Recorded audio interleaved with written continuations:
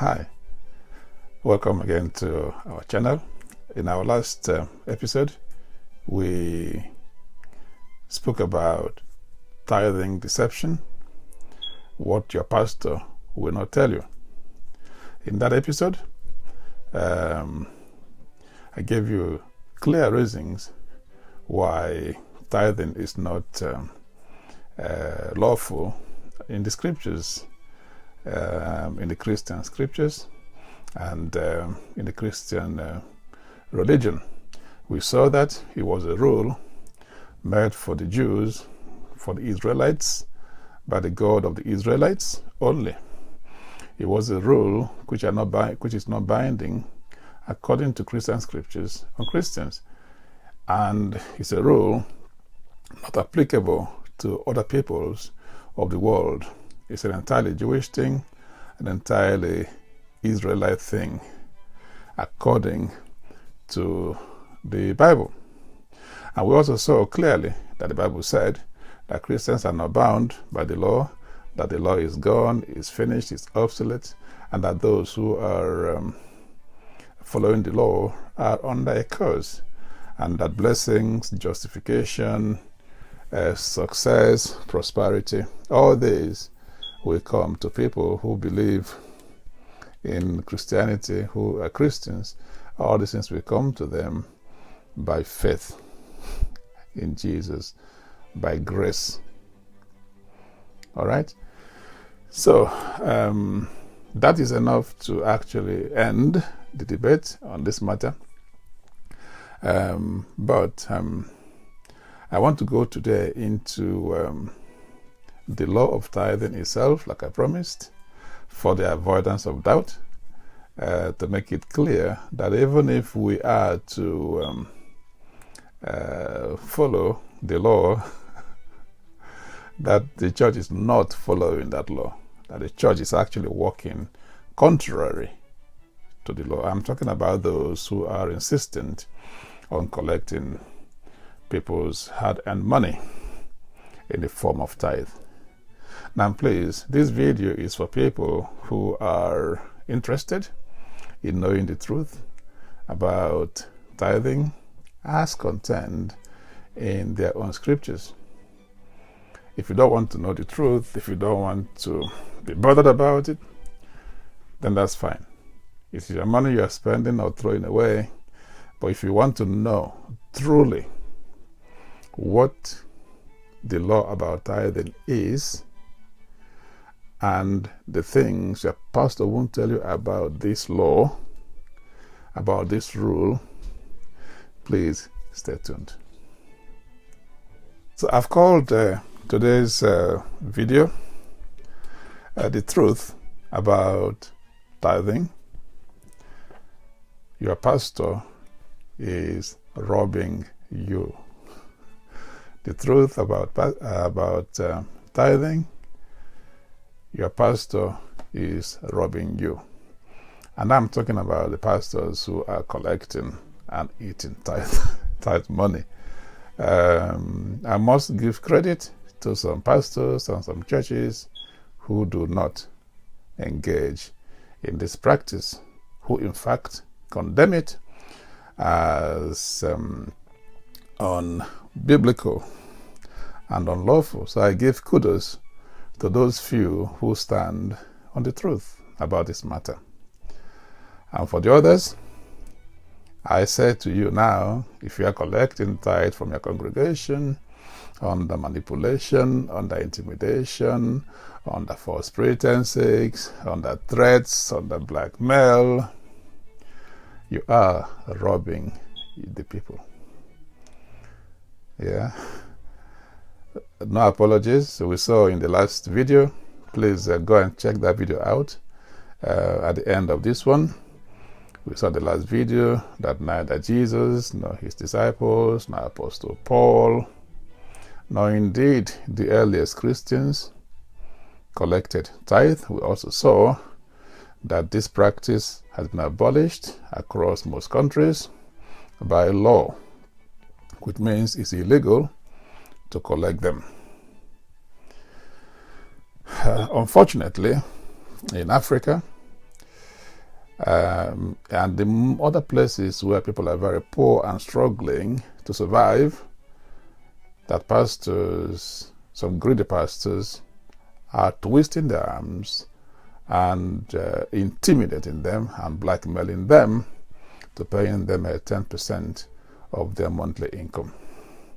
It is shameful, it is condemnable, and I think it is criminal. And today I'm going to show you without any iota of a doubt why it is so.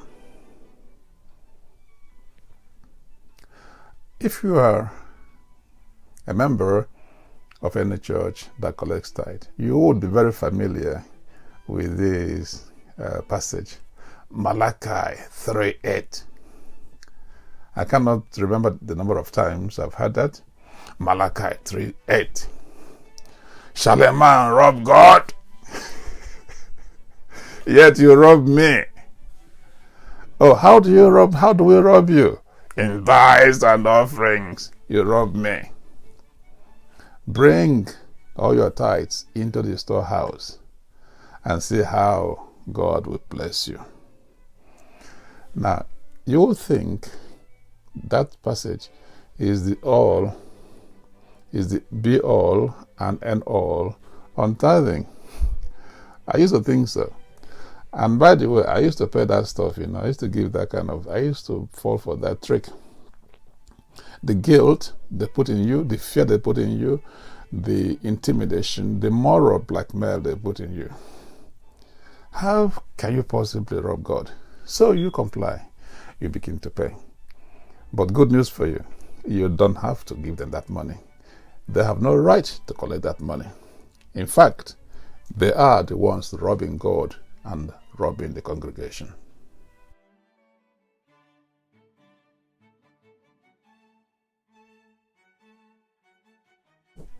The first reason why your pastor is robbing you is that tithing is supposed to be, according to the laws of the Hebrews, 10% of agricultural produce, not money. It's 10% of agricultural produce. It was never about money, and money was never collected as tithe. Please go to Deuteronomy 14:22 to 27. Say, be sure to bring, or to be sure to set aside, 1/10 of all that your fields produce each year. Leviticus 27:30 to 32. It says, a tithe of everything from the land, whether grain from the soil or fruit from the trees, belongs to the Lord. It is holy to the Lord. Now remember, anywhere you see the Lord in the Hebrew Bible is talking about Yahweh or Jehovah. And this is the God exclusively of the Jews.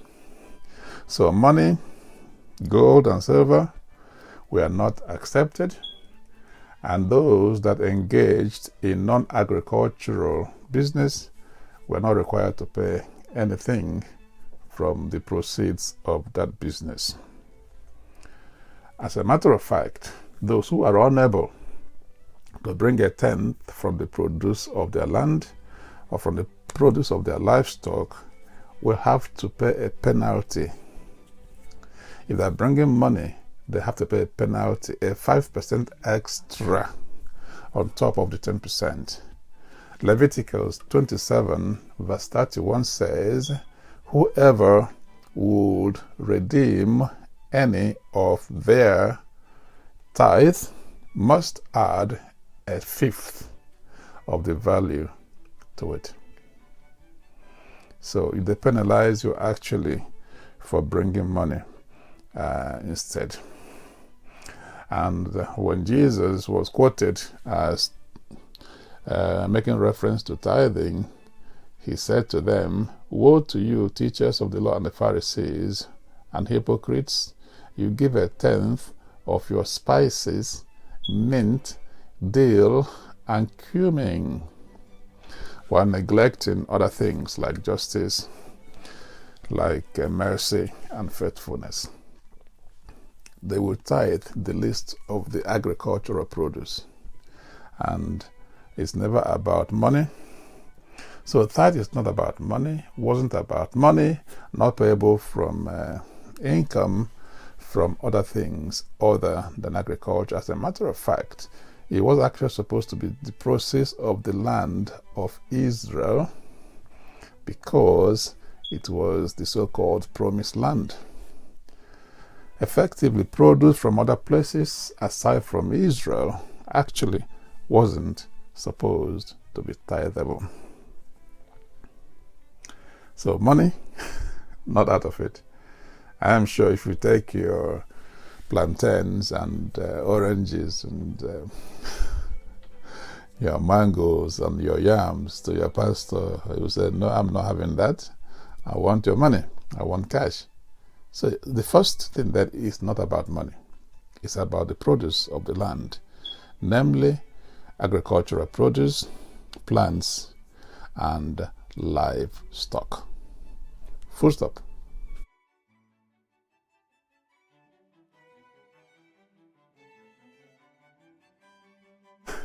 The second reason why your pastors, your tithe-eating pastors are robbing you and their congregation is that the men tithe. Now there are three types of tithe. The first one is the people's tithe. The second one is the Levites' tithe. The third one is the priest's tithe. So I will go with the first one first. The men tithe is a tithe for the tithers. It's a tithe for the people that bring it. So essentially, the people were supposed to bring a tenth of the produce of their land and livestock, to bring it, to take it to Jerusalem, to the temple. In the temple, they would eat and drink and enjoy with their families, their friends, their neighbors, the strangers, the people, everybody. So it was a feast, a celebration for the people that brought the tithe. It is not giving to the pastor. It wasn't giving to the temple to keep. It wasn't given to the Levites to keep. This is the one that was a yearly thing. So every year the people will bring a tenth of their produce to the temple in Jerusalem for a celebration. Please go to Deuteronomy 12, 6 to 12. So it was saying, in Jerusalem, bring everything, your sacrifices, your burnt offerings, your tithes, your special gifts, and what you vowed to give, and your free will offerings, and other things. There, in the presence of your God, of Jehovah, you and your families shall eat and shall rejoice in everything you've put your hand to, because I, your God, your Jehovah, has blessed you. Bring them, consume, have merry, enjoy. You are not giving it to anybody. It is for you. Please go again to Deuteronomy 14, 22 to 23. Deuteronomy 14, 22 to 23. It says, "Be sure to set aside a tenth of all that your fields produce each year. Eat the tithe." Eat. consume yourself. The tithe of your grain, new wine, olive oil, and the firstborn of your herds and flocks in the presence of Jehovah your God, at the place he will choose as a dwelling for his name, so that you may learn to revere Jehovah your God always. And the place he chose to give his name was Jerusalem, nowhere else. So this first tithe, the main tithe, the one they bring every year. Again, it's a tithe for produce of the field and of livestock. It was to be consumed by the people that brought it in celebration. It is not to be given the man of God. That is clear, isn't it?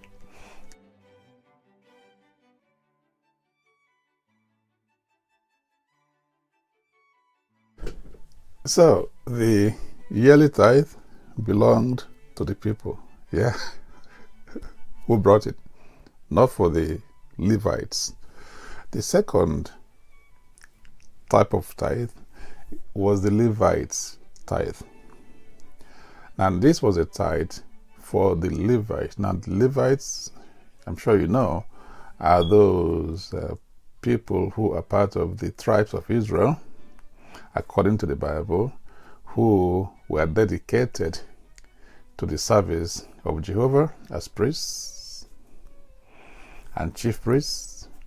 Now, Aaron was the chief of the first among them, so the descendants of Aaron were supposed to be the priests. So because of that, they did not inherit any part of the promised land, and therefore they had no farm.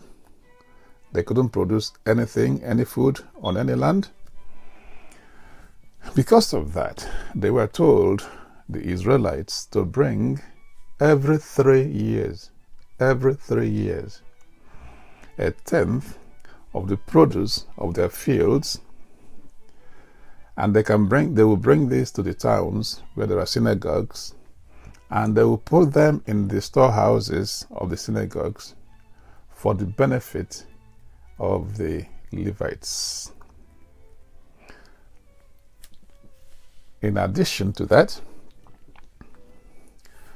the Levites will take from that for their upkeep, and then the rest will be left there for the benefit of the orphans, the widows, the poor, the needy, disabled, strangers, people who are not able to make money or to farm or to fend for themselves. The Levites did not take these things and put in their own houses or put in their bank account to spend as they wished. No, it was actually a welfare or charity tithe. So the second tithe was for welfare or charity.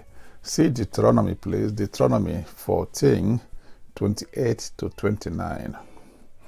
Deuteronomy 14, 28 to 29 says, every 3 years bring these tithes, a tenth, and put them in the storehouse for the upkeep. Not for the luxury, for the upkeep, for the feeding of the Levites, the widows, the orphans, the poor, the needy, the strangers. See also Deuteronomy 26, verse 12, for the same kind of provision. So the second tithe was for the Levites, for the strangers, for the orphans, the widows, the needy, the poor, and people like that, and the aliens who had no land. See also Amos 4, verses 4 to 5. This tithe is payable for every 3 years. Not every year, not every month, every 3 years. So, the Levi's tithe was a 3-yearly tithe. It was for welfare. and it was for charity. It wasn't for the personal enrichment or aggrandizement of the Levites. Yeah?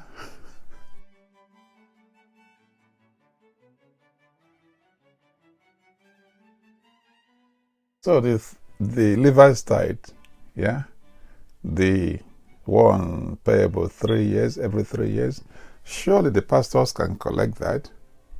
After all, the pastors are now Levites, or in place of Levites. Foul. No, they can't. Pastors are not Levites, and they cannot be Levites. So the fourth reason why a pastor is robbing you is that they are not Levites, cannot be Levites, and cannot collect whatever is meant for Levites as tithes. It is not me saying it, it is your Bible. Please open your Bible again to Numbers. Numbers 18, verse 22 to 24. Numbers 18, 22 to 24. Now, the Levites were selected among all the tribes of Israel to be the ones who will be priests, who will minister in the temples and in the synagogues in perpetuity. And Numbers 18, 22 to 24 makes it clear that no other person, no Israelite, was allowed from that moment to enter into the temples as ministers or to go to the synagogues as ministers. They were forbidden. And this is said to be a lasting, perpetual ordinance for generations to come. It says, they will receive no inheritance among the Israelites. Instead, I give to the Levites as their inheritance the tithes that the Israelites present as an offering to Jehovah. This is why I said concerning them, they will have no inheritance among the Israelites. So, the Levites were the only ones who are allowed to collect this tithe, and nobody else can take their place. Nobody. Numbers chapter 3, if you go through that, it makes it clear that only Aaron and the descendants of Aaron are dedicated to be the priests of Jehovah, the priests of Yahweh. Nobody else could do that job. As a matter of fact, Aaron's two sons, who had not been ordained as priests of Yahweh, actually went into the temple to officiate, to do a ministerial work, and they were killed on the spot. According to Leviticus 10, verse 1 to 2. The sons of Aaron, who purported to act as priests, were killed on the spot because they weren't ordained. If you go as well to 2 Samuel 6, 7 to 8, a certain man called Uzzah was struck dead on the spot for daring to touch the Ark of Covenant. The Ark of Covenant was the holy object the Jews believed that Yahweh dwelt in. And so King David was taking this ark from where it was to a different location, and it wobbled, and this man touched it to steady it. He was struck dead. Why? He wasn't a priest. He wasn't a Levite. He wasn't entitled to touch it. Only the priest and the Levites could touch the object. So, which means that nobody can take their place unless they are ordained as priests of Jehovah. unless they are Levites. Because of this particular point, the Jews today do not collect this third yearly tithe. This Levi's tithe, they don't do it because there are no more Levites. No more Levites. So, the pastor in Africa or the pastor in America who is collecting tithe, under what mandate is he collecting it? If the Jews say that they have no Levites anymore, and because of that they cannot collect tithe, what gives a pastor in Africa or in Europe or in America the authority to do so? If it's not greed for money to maintain their lifestyle. They will say we are priests in the order of Melchizedek. Well, I've shown in the last video that that is nonsense, because that Melchizedek was a priest and a king of a Canaanite pagan deity. Had nothing to do with the church. And, they may also say to you, touch not my anointed, do my prophets no harm. Who made you a prophet of Jehovah? Who made you an anointed of Jehovah? You are not. As a matter of fact, and I made this clear in the last video, that Christianity as a religion is totally different to Judaism. And those who are anointed of Jehovah are the ordained priests of Israel, who are from the tribe of Levi. It is not any random pastor or man of God, quote and unquote, that self-ordain themselves as pastors and GOs, general overseers. These are not the priests or anointed of Jehovah.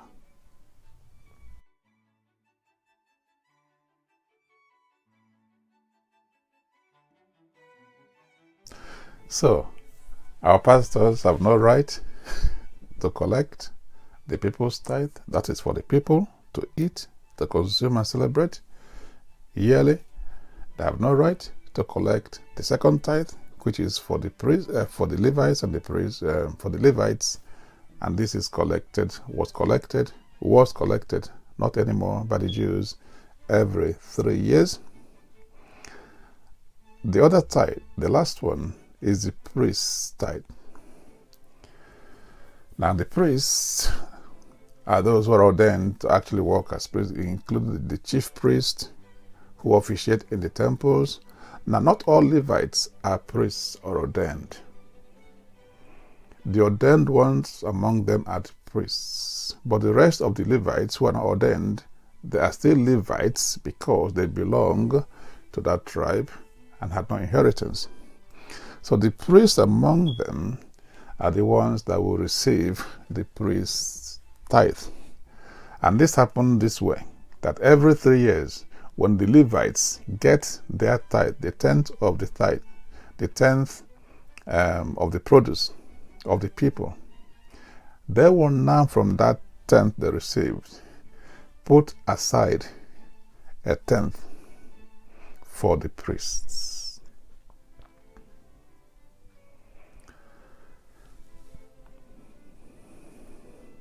Please go to Numbers 18, 26 to 28.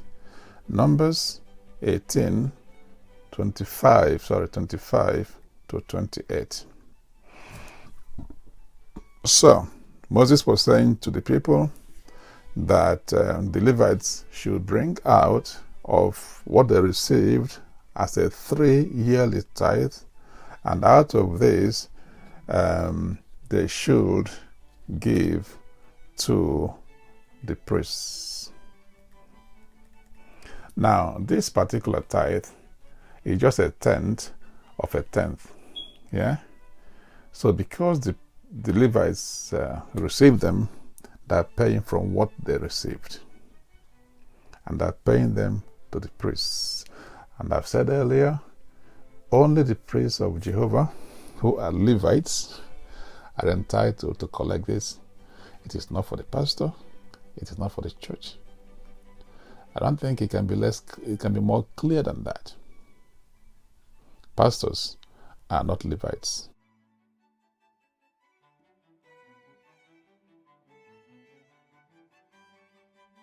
The sixth reason why your pastor is robbing you, if they're collecting your tithe through intimidation or blackmail or fear, is that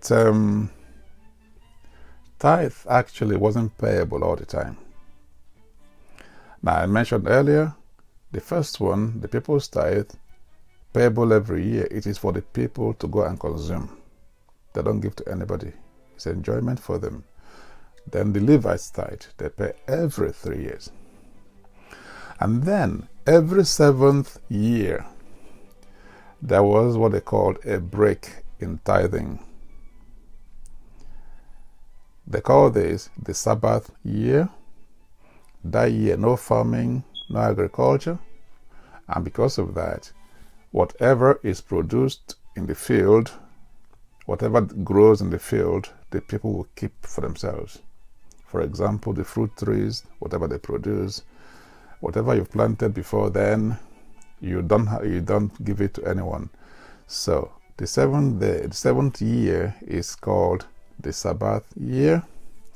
You don't tithe in that year. So go to Leviticus 25, 1-7, Nehemiah 10, verse 31. Now, because of this break in tithing, it means that in every 7 years, the Levites tithe, very important, pay attention here, the Levites tithe will be paid only 2 times. Only in 2 years out of 7 will they need to pay the tithe for the Levites, and that is the charity or the welfare tithe. 2 out of 7 years. Have you had any pastor tell you there's a break in tithing? Don't tithe this month, don't tithe this year. Huh? All you hear is, can a man rob God? Yet you rob me in tithes and offerings. Bring all your tithes. And they know about these verses and these passages and these provisions.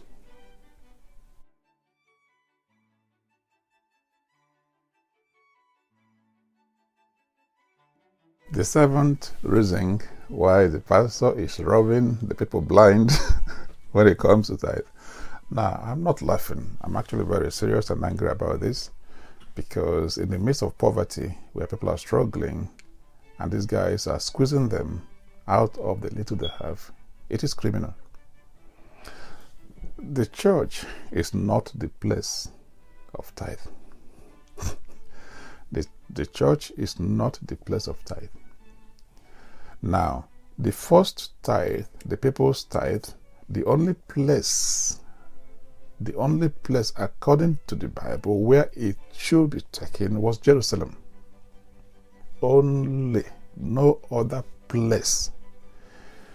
Deuteronomy 12, 4-7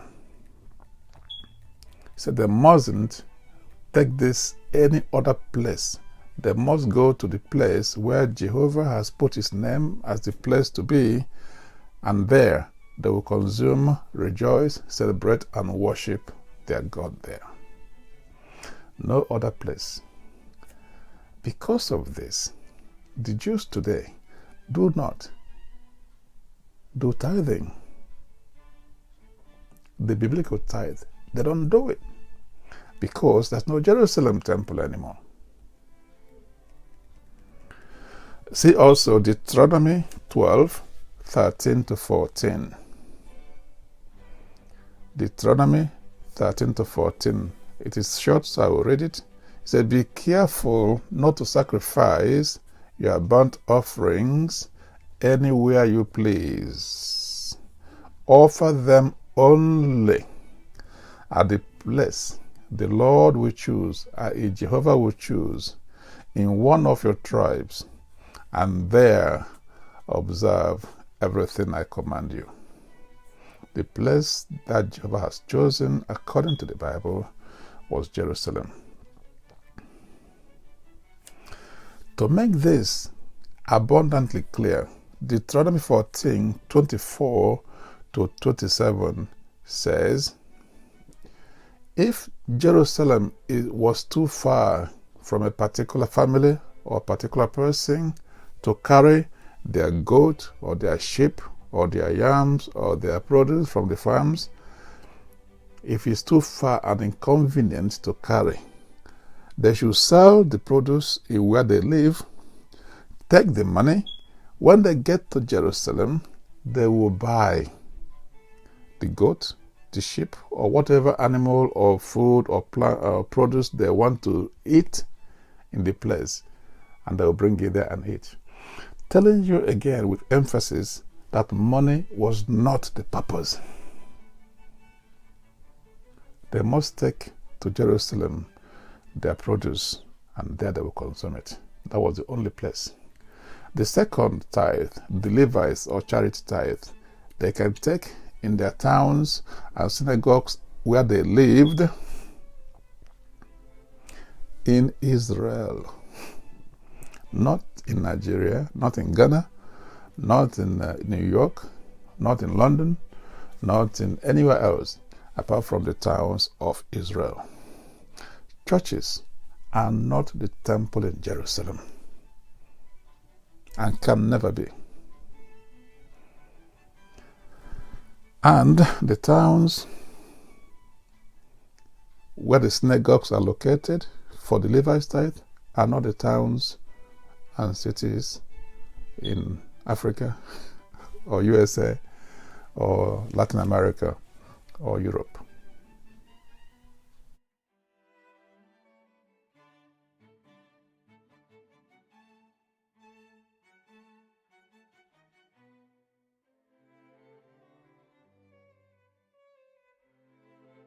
Malachi 3:6-7. For I am Jehovah, I change not. Therefore, you sons of Jacob are not consumed. Even from the days of your fathers, you are gone away from my ordinances and have not kept them. Return unto me, and I will return unto you, said Jehovah, Lord of hosts. But you said, wherein shall we return? How shall we return? This is the context. This is Malachi 3:6-7, just before the verse 8 that the pastors will keep hammering upon. So, he was reminding them of all the laws of Moses, all the covenants, all the ordinances, all the rules that they have not been following. He said, please go back, come back to me. So Malachi 3:8 is simply, like I said, telling the people of Israel to go back to the laws of Moses given to them. Those laws are not for us, not for any part of the world. And as we have seen, the Jews don't even up today follow that law of tithing because they do not have Levites anymore, and the temple of Jerusalem is not there anymore. So what Malachi said is not practicable, it's no longer relevant today, because it is for them to return to their roots, to the laws given to them. Yeah? Okay. You may want to now look at Malachi 2:11-12. Like I said, Malachi isn't just about Malachi 3:8, it's about the whole book The whole Malachi is talking about the Jewish people and their relationship with their God, that was Jehovah, nothing to do with other people who are not Jewish. Okay, now, part of the things that offended Jehovah according to Malachi is that these people, the Jewish people, were marrying foreign women, and these guys were living in exile at that time, and they married many women from exile. So when they went back to Israel, Malachi was saying, you've gathered all these women from different countries, different nations, that Jehovah is very offended by that. Malachi 2:11-12. So, for marrying these young women from abroad, they offended, they profaned the name of their God, and they were ordered to sack these women, to send them back, in order to gain back the favor of Jehovah. Do pastors preach about that one? No, they don't.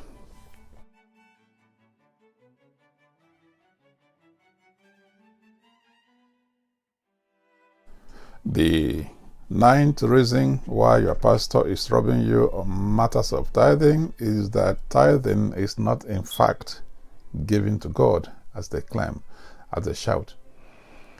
And the Christian tithing is not given to God.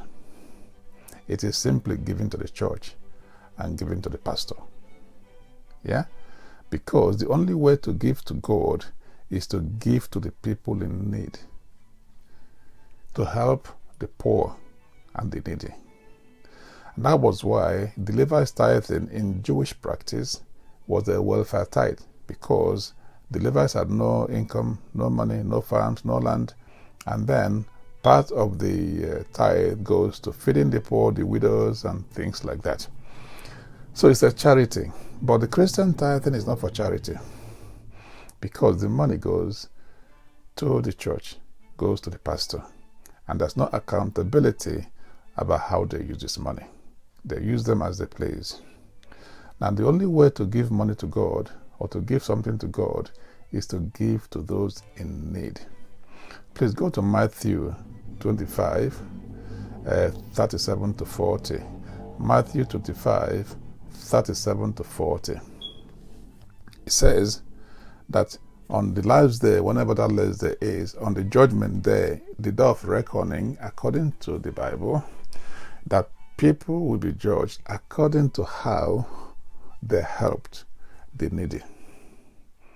That those who helped the needy, who helped the poor, who helped the oppressed, who helped the widows, who helped the orphans, will be reckoned as having helped or having done those things for God. And those that have not helped those in need will be reckoned as not having done them to God. Now please carefully go and read Matthew 25, 37-40. That is the way, according to the Christian scripture, you will actually give to God, and it is correct. God does not need money. God does not need your seed. You don't need to sow seed to God or to church for God to bless you. God blesses people anyway. If you work hard, if you do the right things, if you invest properly, if you do the things you're supposed to do, you will make money. But the charitable giving that blesses people is the giving to those in need, not giving to any church or any pastor. So if you're giving money to the church or to the pastor, and you think you're giving it to God, I'm sorry, you're not. Because the pastor or the church is not in need. Is it the pastor that has a private jet, lives in mansion, flies first class, rides exotic cars, Rolls Royce, Bentleys, S-classes of this world? These guys are not in need. So if you want money, if you want to give money away, give money to people in need. By the way, how many people have given 10% of their income to their parents, to the people that trained them, to those that made them who they are in life? If you must give 10% away, give to those people. Or in any event, find a worthy cause and spend money on that cause. That is the only way to give to God.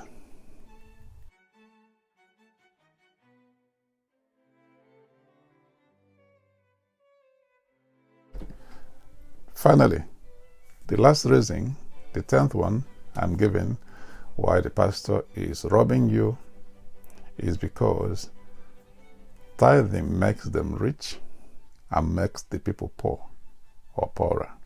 By giving to the pastor 10%, the ability of the people to give 10% or whatever they want to give to charity to those in need is diminished. Apart from that, when people give as tithe, they are not doing charitable giving. They think they are making investment. Giving to charity means giving without expectation of reward, of return, of payback. You're simply giving it away freely, voluntarily, happily. You don't expect a multiplication 100-fold of what you give. That is investment mindset, not charitable mindset. And therefore, people who are giving like this, and they wonder, I've been doing this and I'm not rich. Of course, you simply have been giving money away to some sharp guys in sharp suits. You're not giving it to charity or to God, unfortunately. Now, and again, tithing. In the time of Moses, the law of Moses, in those thousands of years ago, there wasn't any government, there wasn't any taxation, there wasn't any welfare state or welfare system. So those produce, the tithe was actually for the purpose of welfare, and they served as well as tax for welfare. Today, we have governments that deal with welfare. The churches don't do welfare in society, do they? Now, people pay taxes and other levies and contributions for the upkeep of society, for the provision of amenities, and for looking after those in need. Now, if you're being asked to pay tithe on top of that, that means you pay taxes for some, in places, 20%, sometimes 40% of your income, depending on what you earn. Sometimes is 50% or above. And on top of that, you pay 10% to the church. It's too much tax. So the context of tithe then was a context of welfare, context of no government, context of no welfare schemes. The churches do not do welfare in our societies, do they? And therefore, they basically are misappropriating this money that they receive. And finally, if you pay 10% of your income to somebody, it undermines your ability to save money and to invest. Savings and investments are proven ways to grow. How many people in poor Africa countries or Latin American countries or even in USA, how many people save 10% of their income for themselves? How many? If you must give 10%, give 10% to yourself. Save it, invest it, grow the money. You have a better chance of getting rich that way than giving the money away to a church or to a pastor. I think a word is enough for the wise.